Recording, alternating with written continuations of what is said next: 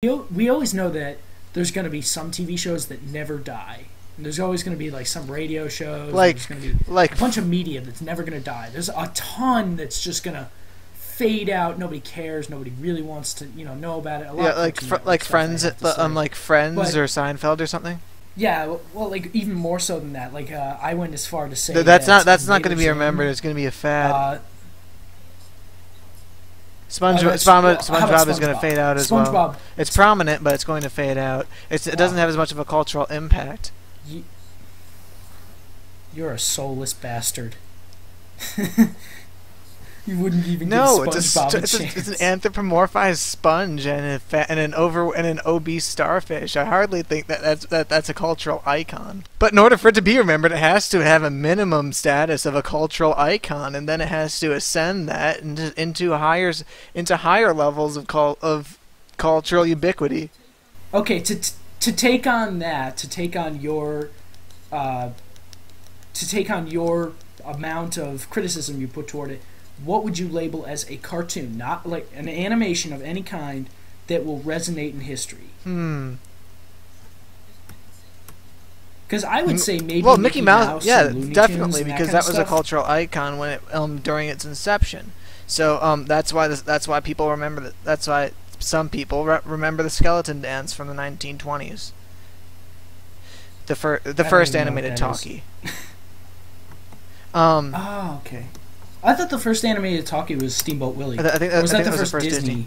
Well, no, that was actually I think that I'm not sure if that was the first talkie or if it was just the first. Oh, that wasn't a talkie. That was a. Okay, I'm not sure if it was the first. That was the first animation, though. I'm not. I think actually. Yeah, I think it was. I think it came out at the same time. Why are we arguing over this? Because we have computers in front of us because we're recording over Skype. I'm gonna go to Wikipedia and find out. Yeah, sure. Oh my God! So it's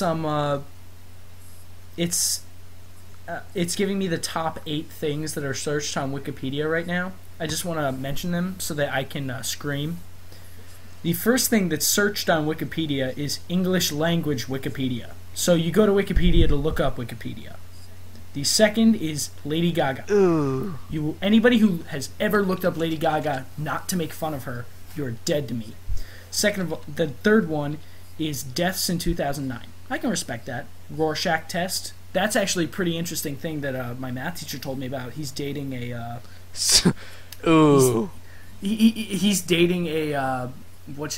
He's dating a psychologist. That could turn out very badly. It's pretty funny. My math teacher is a very eccentric guy. He's an interesting guy.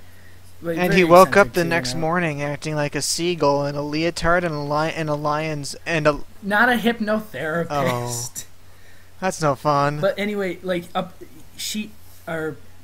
math teacher said that apparently those Rorschach tests are never supposed to be released to the public because they're supposed to be confidential and people aren't supposed to be able to know the answers and look them up because like if you're a serial killer and you're going in for a psychiatric evaluation, you're gonna just have somebody Google the first 36 things they could give you, and then you'll know off the top of your head, oh, that's a seagull, instead, of saying that's a woman's head. Severed head. But so apparently a psychologist thought, you know what, people deserve to know, and he put it online. He got disbarred, and then they had to remove it from online. People already knew, though. There's already stuff circulating about it. So they had to call a giant conference on how to make a new Rorschach test. Which I don't know why they would have to call a conference on it. They should just take folded pieces of paper, pour ink in between it, mush it together, and the end. I know, but then there'd be a tendency to create just several different circles.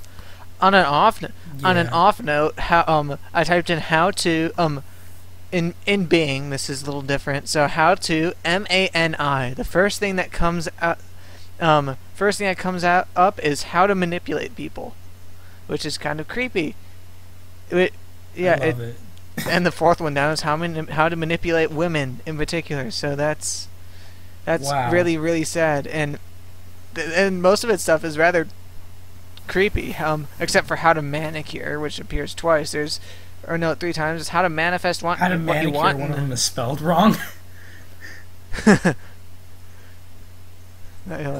Just to finish up the list, it's then Avatar, which is not as good a movie as everyone thinks. I think movies are really based on storyline. Acting was okay.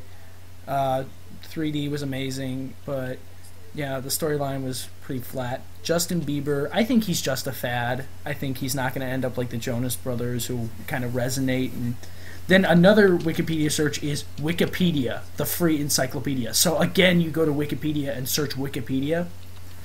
And then the last one's Lil Wayne. So I really have nothing to say to that. I enjoy some rap, so I'm okay with that.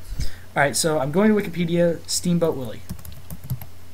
Steamboat Willie is an animated short released November 18th, 1928. The first Disney cartoon to feature synchronized sound. So I guess it really wasn't like a leading one. So why did it resonate so much? I think it would resonate because it was when Disney became a household name. Since there were only a handful of decent animated features back then, I guess any brand new and significant piece would be worth talking about. Even saying that, you could say the same thing with like movies that weren't talkies, like silent films. There wasn't a lot of film back then, but you can look back and say, I really liked that movie, and then like you can look at another one and say that movie was complete and utter garbage. Or like you could even not know a movie, like Charlie Chaplin, for example, big actor during that time. He had a ton of movies. Again, I should Wikipedia him. Not gonna. It's weird that he, lasted that long, but he just kind of lost my train of thought. It was robbed, derailed, and burned. Yeah. I scrolled down a little bit on the Steamboat Willie page. A full 30 seconds of the scene of what might be considered cruelty to animals has been removed from several versions of Steamboat Willie, including Mickey pulling a cat's tail and then swinging the cat by the tail above his head, picking up a nursing sow, playing her babes like an accordion keyboard, and using a goose as bagpipes. Wow. That's interesting on Disney's part. I never knew that. I never knew that they censored Steamboat Willie. Like, I always knew that they would have trouble with censorship. Like, with Tom and Jerry, they had that whole racism issue and cruelty to animals. I think they're all zealots. How do you mean? I don't know. That's just a candid opinion. I mean, like, what's a zealot? A zealot is, I believe, someone who is obsessive, who is obsessive over a cause. That's just my definition. One sec. I'll get. Well, by that, I'm very like anti-racism. I'm like a huge supporter of disbarring hate groups from America, but I wouldn't call myself a zealot. Yeah, zealot.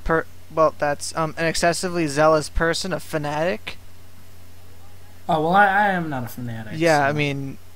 I guess yeah, it's. Yeah, I think like Greenpeace and the global warming advocates, they're just fanatics. Wouldn't it be the best news story ever if someone like some organization that was like don't kill the whales went onto a boat, like stole a Japanese boat that goes whaling and accidentally like sliced a whale in half. Like literally, just like does the antithesis of whatever. Greenpeace did something similar. They started yelling at they started complaining to the Shell company for allegedly sinking boats filled with oil off the coast of the British Isles, and it cost the companies I think upwards of $6 million in order to try to console the public, because obviously the British were furious. And did they actually do it? While Greenpeace was mudslinging over in Western Europe, they themselves sunk their own ship off the coast of I believe Brazil. That's like by a coral reef. They probably destroyed a coral No, reef. they well, I don't think it.